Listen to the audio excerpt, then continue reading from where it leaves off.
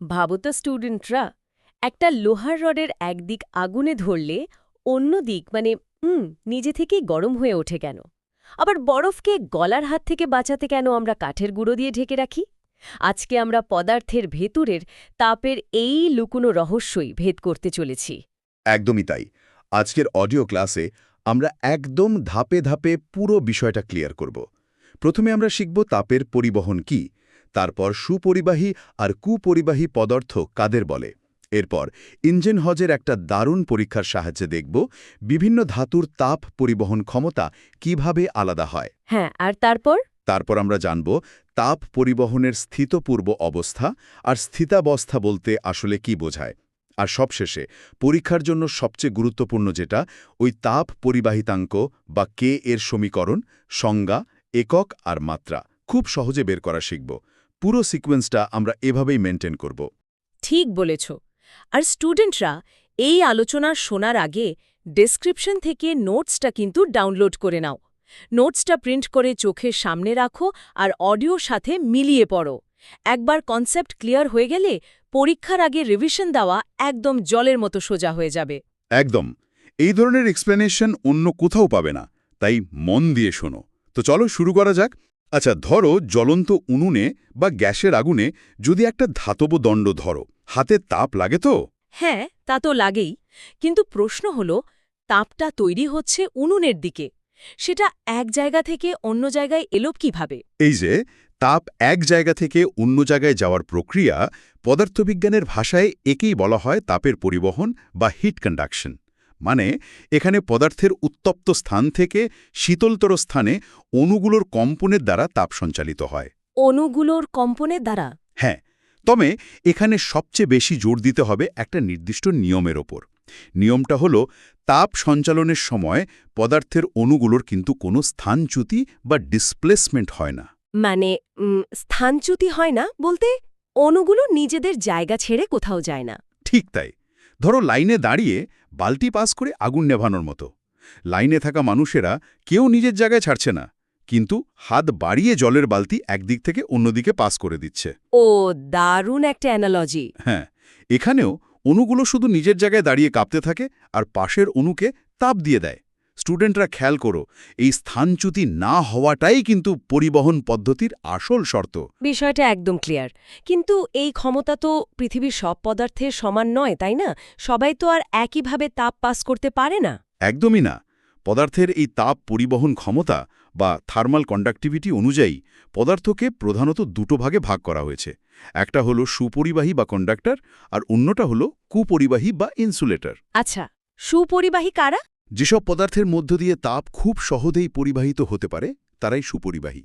যেমন ধরো আমাদের চারপাশের সমস্ত ধাতু, রূপো, তামা, লোহা, এদের মধ্যে আবার রূপোর তাপ পরিবাহিতা সবচেয়ে বেশি।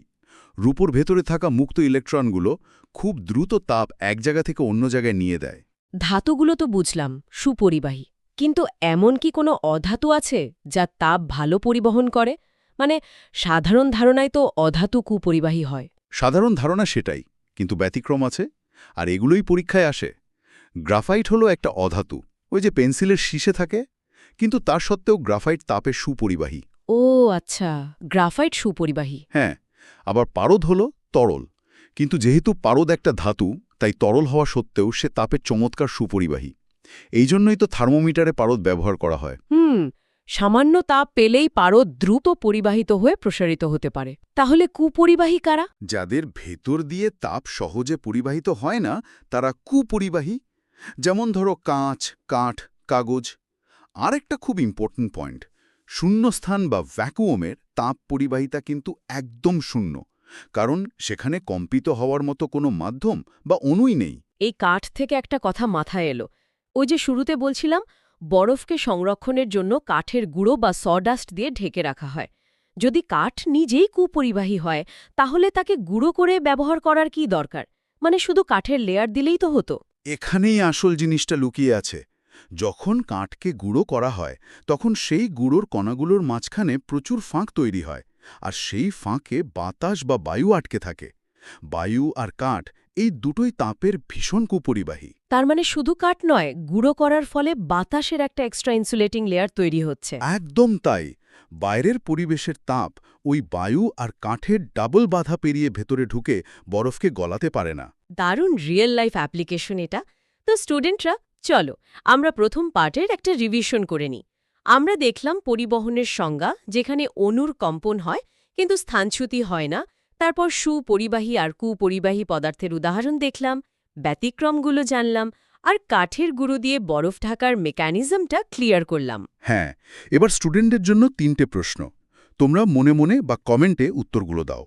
1 নম্বর, পরিবহন পদ্ধতিতে তাপ সঞ্চালনের সময় পদার্থের অণুগুলোর কি স্থানচ্যুতি ঘটে? 2 নম্বর, এমন একটি অধাতুর নাম করো যা তাপের সুপরিবাহী। আর 3 নম্বর, তরল পদার্থ হলেও তাপের সুপরিবাহী কে? আচ্ছা, এবার পরিবাহিতার পার্থক্য নিয়ে বলি।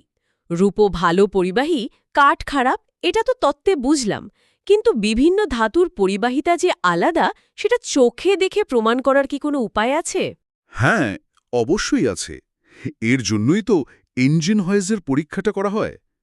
স্টুডেন্টরা একটু কল্পনা করো, একটা আয়তাকার ধাতব পাত্র আছে, যার ভেতরে ফুটন্ত জল রাখা।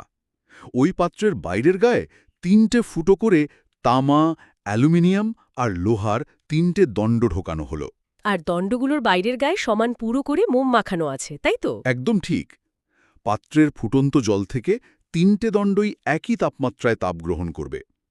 এখন ভাবো তো, সব দণ্ডে কি সমান দৈর্ঘ্যের মোম গলবে? আমার তো মনে হয় সমান গলবে না, কারণ তামা, অ্যালুমিনিয়াম আর লোহার পরিবহন ক্ষমতা তো আলাদা। একদম সঠিক লজিক। কিছুক্ষণ পর দেখা যাবে তামা, অ্যালুমিনিয়াম এবং লোহার দণ্ডে যথাক্রমে L1, L2 এবং L3 দূরত্ব পর্যন্ত মোম গলেছে, যেখানে দেখা যাবে L1 সবচেয়ে বড়, তারপর L2 আর সবচেয়ে ছোট হল L3। মানে তামায় মোম সবচেয়ে বেশি দূর গলেছে। হ্যাঁ, অর্থাৎ তামার তাপ পরিবহন ক্ষমতা সবচেয়ে বেশি। তাপ খুব দ্রুত তামার ভেতর দিয়ে গিয়েছে, তারপর অ্যালুমিনিয়াম আর তারপর লোহা। চোখে দেখেই পরিবাহিতার তুলনা করা গেল। খুব ভালো কথা, কিন্তু তাপ যখন দণ্ডের এক প্রান্ত থেকে অন্য প্রান্তে যায়, তখন দণ্ডের ভেতরে স্তরগুলোতে আসলে কি ঘটে? তাপ কি এক লাফে চলে যায়, নাকি সব স্তর সাথে সাথে গরম হয়? না না, এক লাফে যায় না। এই ভেতরের মেকানিজমটা বুঝতে হলে আমাদের তাপ পরিবহনের দুটো অবস্থার কথা জানতে হবে: স্থিতপূর্ব অবস্থা বা ভ্যারিয়েবল স্টেট আর স্থিত অবস্থা বা স্টেডি স্টেট। আচ্ছা, স্থিতপূর্ব অবস্থাটা কি? প্রথমে যখন দণ্ডে তাপ দেওয়া হয়, তখন দণ্ডের বিভিন্ন স্তর তাপ শোষণ করে নেয়, ফলে ওই স্তরগুলোর নিজস্ব তাপমাত্রা বাড়তে থাকে। তাপের কিছু অংশ শোষিত হয় আর বাকিটা পরের স্তরে যায়। এই তাপ শোষণ আর তাপমাত্রা বাড়ার অবস্থাটাই হলো স্থিতপূর্ব অবস্থা। তার মানে ব্যাপারটা অনেকটা একটা শুকনো স্পঞ্জের মতো। স্পঞ্জের এক প্রান্তে জল ঢাললে আগে নিজে শুষে নেয়, ভিজে ওঠে, আর তারপর জলটা এগোতে দেয়। খুব সুন্দর উপমা, ঠিক স্পঞ্জের মতোই। এই অবস্থায় স্তরের তাপমাত্রা কিন্তু স্থির থাকে না, বাড়ে। কিন্তু এইভাবে কিছুক্ষণ চলার পর একটা সময় আসে যখন ওই স্পঞ্জটা বা দণ্ডের স্তরগুলো কানায় কানায় পূর্ণ হয়ে যায়, মানে তারা আর কোনো অতিরিক্ত তাপ শোষণ করতে পারে না। ও, তখন স্তরের তাপমাত্রা একদম স্থির হয়ে যায়। একদম। এই অবস্থায় আগের স্তর থেকে যে পরিমাণ তাপ আসে তার পুরোটাই কোনো রকম শোষণ ছাড়াই পরের স্তরে পরিবাহিত হয়। দণ্ডের এই তাপীয় অবস্থাকেই বলা হয় স্থিতাবস্থা বা স্টেডি স্টেট। বুঝতে পেরেছি। স্পঞ্জ যখন পুরোপুরি ভিজে গেছে, তখন যতটা জল ঢালা হবে ততটাই বেরিয়ে যাবে। স্থিতাবস্থায় তাপমাত্রার আর পরিবর্তন হয় না, তাপ শোষণ শূন্য হয়ে যায়। ঠিক তাই। তো স্টুডেন্টরা, চলো দ্বিতীয় পার্টের রিভিশনটা করে নিই।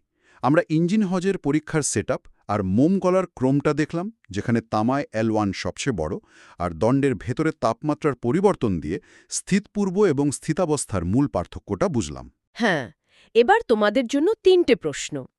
1 নম্বর, ইঞ্জিন হজের পরীক্ষায় ব্যবহৃত তামা, অ্যালুমিনিয়াম ও লোহার মধ্যে কোনটিতে মোম সবচেয়ে বেশি দূর গলেছিল? 2 নম্বর, তাপ পরিবহনের কোন অবস্থায় দণ্ডের স্তরগুলো তাপ শোষণ করে? আর 3 নম্বর, স্থিতাবস্থায় কোন স্তরের তাপমাত্রার কি পরিবর্তন ঘটে? আচ্ছা, এবার আমরা একদম সবচেয়ে ক্রিটিক্যাল পার্টে ঢুকব। এই স্থিতাবস্থার ধারণাকে কাজে লাগিয়ে তাপ পরিবাহিতাঙ্ক বা কে এর সমীকরণ তৈরি করব। হ্যাঁ, কারণ বিজ্ঞান তো শুধু থিওরি নয়, মাপযোগ তো করতেই হবে। একদম। স্টুডেন্টরা মন দিয়ে শোনো। ধরো আমাদের কাছে একটা আয়তাকার ধাতব পাত আছে। এই পাতের বেধ বা থিকনেস হলো ডি, পাতের প্রস্থচ্ছেদের ক্ষেত্রফল বা এরিয়া হলো এ। আচ্ছা, আর দুই পৃষ্ঠের তাপমাত্রাও তো লাগবে। হ্যাঁ, দুই বিপরীত পৃষ্ঠের তাপমাত্রা হলো θ1 আর θ2। এখানে ধরে নিচ্ছি θ1 হলো θ2 এর চেয়ে বড়, আর তাপ পরিবাহিত হওয়ার সময় হলো টি। এখন প্রশ্ন হলো, স্থিতাবস্থায় লম্বভাবে যে পরিমাণ তাপ বা কিউ পরিবাহিত হবে তা এই বিষয়গুলোর ওপর কিভাবে নির্ভর করে? এটাকে যদি আমরা লজিক দিয়ে ভাবি, পরিবাহিত তাপ কিউ, তো পাতের ক্ষেত্রফল এর সাথে সমানুপাতিক হবে। মানে পাত যত চওড়া, তাপ যাওয়ার রাস্তা তত বেশি, তাই তাপ বেশি যাবে। একদম ঠিক, অর্থাৎ কিউ প্রপোর্শনাল টু এ। দ্বিতীয়ত, এই তাপ নির্ভর করে তাপমাত্রার পার্থক্যের ওপর।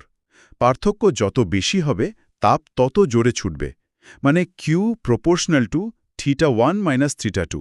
আর সময়, যত বেশি সময় ধরে তাপ পরিবাহিত হবে, মোট তাপ তো তত বেশি হবে, মানে কিউ প্রপোর্শনাল টু টি।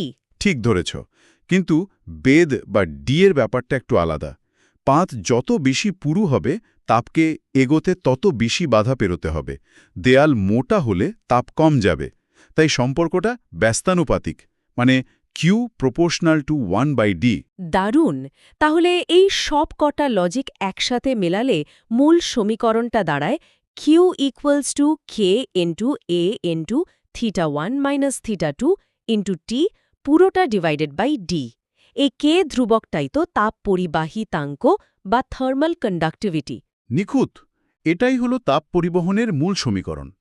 এবার যদি বলা হয় কে এর সংজ্ঞা দাও, স্টুডেন্টদের মুখস্থ করার কোনো দরকার নেই, শুধু ট্রিকটা বোঝো। ট্রিকটা কি?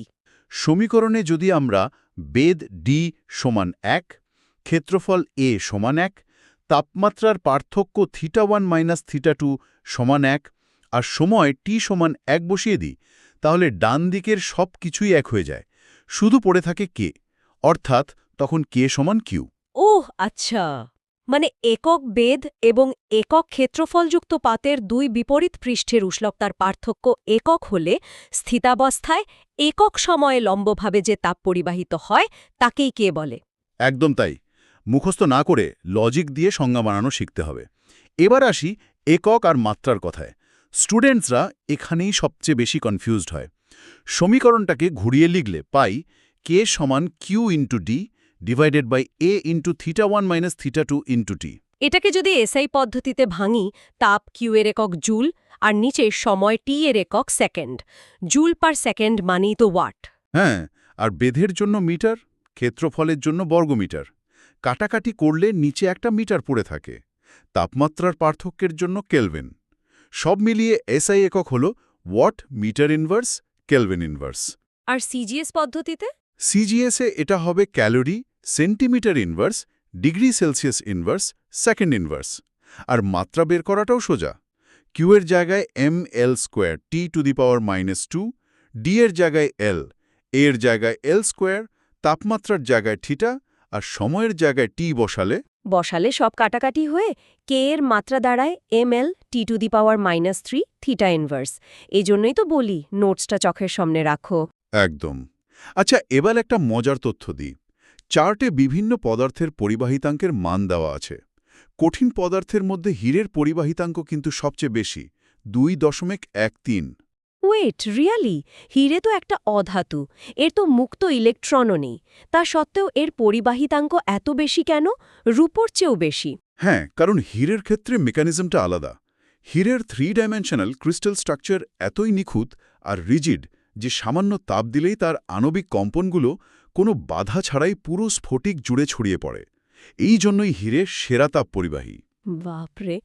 আর বায়ুর পরিবাহিতাঙ্ক তো দেখলাম মাত্র 0.000006, মানে প্রায় শূন্য। হ্যাঁ, এই জন্যই তো আদর্শ কনসেপ্টে বলা হয় আদর্শ পরিবাহীর কে হল অসীম আর আদর্শ অপরিবাহীর কে হল একদম শূন্য।